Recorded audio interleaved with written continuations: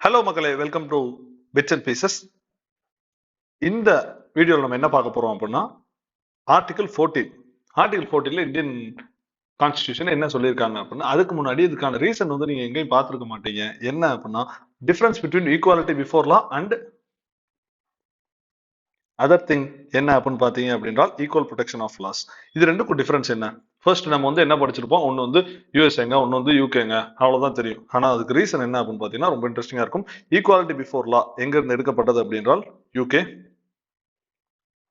இது ஏன் அங்கிருந்து எடுக்கப்பட்டது அப்படிங்கிறது இப்போதான் ரீசெண்டாக வந்து பார்த்தேன். ரொம்ப யூஸ்ஃபுல்லாக இருந்துச்சு.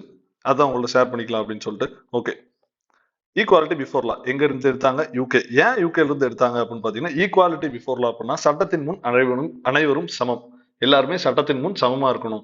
அங்க யூகேல பாத்தீங்கன்னா, யுனைடெட் கிங்டம் பிரிட்டிஷ்ல அவ்வளோக்கா சொசைட்டல் டைவர்சிபிகேஷன்லாம் இல்ல, டிஸ்கிரிமினேஷன்லாம் கிடையாது. எல்லாமே ஈக்குவலா இருந்தாங்க சொசைட்டி.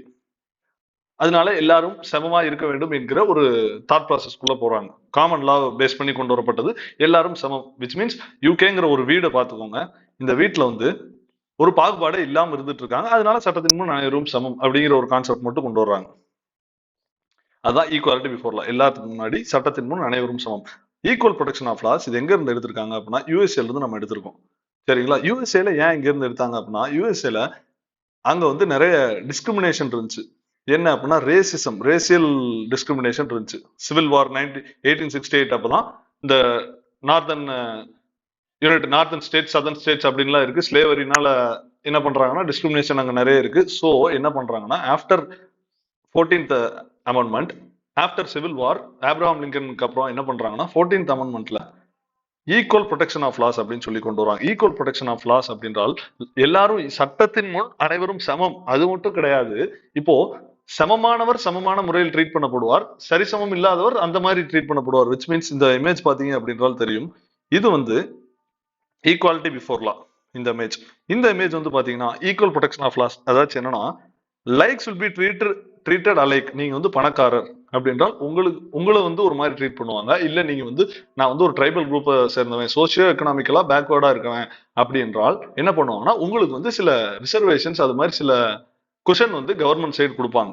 அஃபர்மேட்டிவ் ஆக்ஷன் அப்படின்னு சொல்லுவாங்க. இதுதான் ஈக்குவல் ப்ரொடெக்ஷன் ஆஃப் லாஸ். இது வந்து எதனால வந்தது அப்படின்னு பாத்தீங்கன்னா 14th amendment, which was initiated after the racial discrimination. சிம்பிளா சொல்ல போனா யூஎஸ்ங்கிற ஒரு வீட்டுல என்ன ஆகுது அப்படின்னா, அங்க ரேசியல் டிஸ்கிரிமினேஷனால வெல் டு டூ சொசைட்டியும் இருக்காங்க. அப்புறம் இந்த ரேசியல் டிஸ்கிரிமினேஷனால பாதிக்கப்பட்ட ஒரு விக்டிம்ஸும் இருக்காங்க. அவங்களுக்கும் ஒரு ஈக்குவல் பெடஸ்டல் கொடுக்கணும் அப்படிங்கறதுக்காக கொண்டு வரப்பட்டதான் equal protection of laws USA. இந்தியால என்ன அப்படின்னு பாத்தீங்க அப்படின்றால் ரெண்டுமே இருக்கு. சிம்பிள். ஆர்டிகல் 14 உடைய ரா டெக்ஸ்ட் ஃப்ரம் கான்ஸ்டிடியூஷன் என்னன்னா, the state which is India shall not deny to any person equality before law. equality before lawவை நம்ம வந்து டினை பண்ணக்கூடாது. Or equal protection of laws within the territory of India. சிம்பிளா article 14 என்ன சொல்லுதுன்னா, இந்தியாக்குள்ள நீ வந்து ஈக்குவல் ப்ரொடெக்ஷன் ஆஃப் லாஸையும் யாருக்கும் மறுக்கக்கூடாது, ஈக்குவாலிட்டி பிஃபோர் லாவை யாருக்கும் மறுக்கக்கூடாது. இது ரெண்டுமே நம்ம வந்து பிராக்டிஸ் பண்றோம். டைரக்டா கான்ஸ்டிடியூஷன்ல சொல்லியிருக்காங்க. ஓகேங்களா? Okay guys, thank you. இந்த சீரீஸ்ல வந்து இது மாதிரி சில இன்ட்ரெஸ்டிங்கான பாலிட்டி விஷயம்லாம் டிபங்க் பண்ணி போட்டுட்டு இருப்போம். அண்ட் ஸ்பாட்டிஃபைல வந்து நம்ம என்ன போட்டிருக்கோம் அப்படின்னா, எல்லாமே பாலிட்டி கண்டென்ட் எல்லாமே ஒவ்வொன்றா அப்லோட் ஆயிட்டு இருக்கு. இப்போ வந்து நீங்க படிச்சுட்டு இருப்பீங்க, இல்லைன்னா வாக் பண்ணிட்டு இருப்பீங்க. அப்படி இருக்கும்போது அந்த இதை வந்து பாட்காஸ்ட் முறையில் கேட்டுக்கலாம். அது ரொம்ப ஒரு கதை மாதிரி தான் போகும். டைம் வந்து நம்ம யூஸ்ஃபுல்லாக ஸ்பெண்ட் பண்றதுக்கு. ஓகேங்களா? அண்ட் வாட்ஸ்அப், இன்ஸ்டாகிராம், டெலிகிராம் இதுலையுமே நம்ம வந்து ஃப்ரீக்வெண்ட் நோட்டிஃபிகேஷன்ஸ் வந்துட்டு இருக்கும்.